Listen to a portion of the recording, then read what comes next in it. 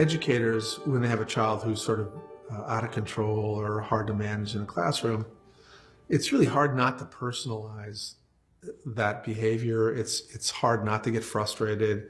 It's hard to, in your mind, not say, God, what is wrong with you? Why are you doing this?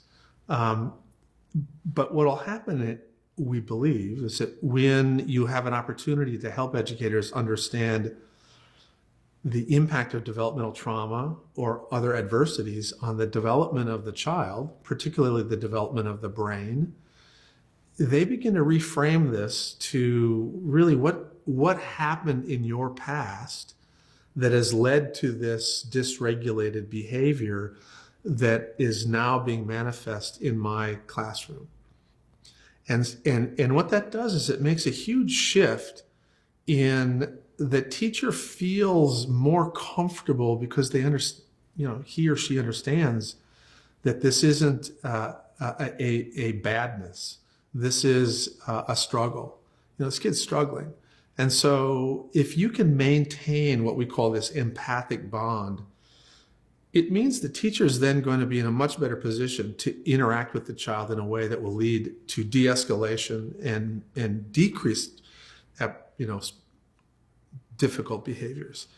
The challenge for an educator, of course, is that you're in the classroom, and how are you going to address, equity in the community?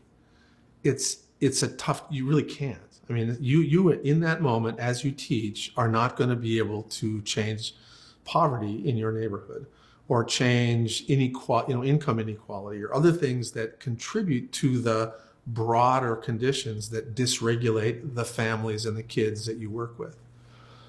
But what you can do in a classroom is create a community of respect, a community of regulation.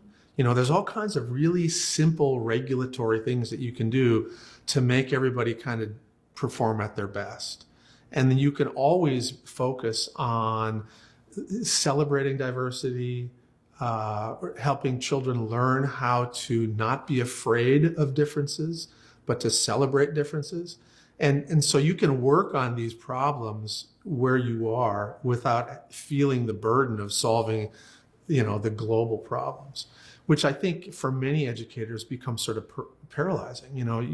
Here we are, you're giving us crap about standards and about testing and about this, and now you want us to be experts in trauma and social emotional learning. And so part of what we try to do in this model is help educators understand that, listen, you have a lot of power in the little moments that you have with these kids. And that power can have transforming impact for many of these kids. You can help them feel rewarded. You can help them feel regulated. You can help them feel respected. You can help them essentially physiologically become healthier. And it doesn't take, it's really not what you know. It's how you are. It's the way you interact with them. If you listen, if you calm yourself down and let all that stuff go and let these moments with these kids be true moments where you're right there with them. They only have to be seconds long.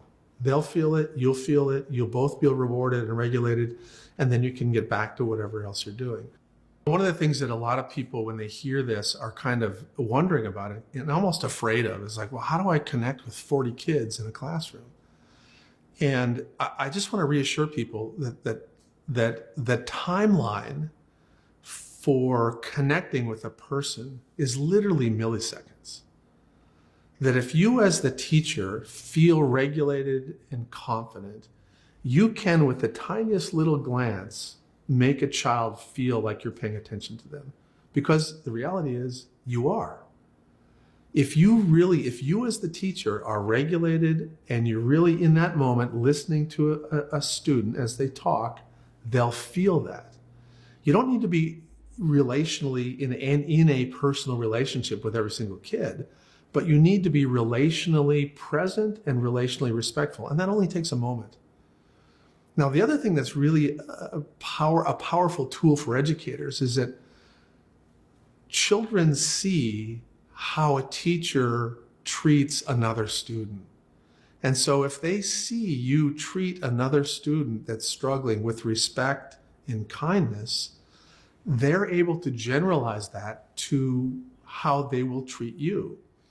And so the challenge of being connected with kids in your classroom is not as great as somebody might otherwise think.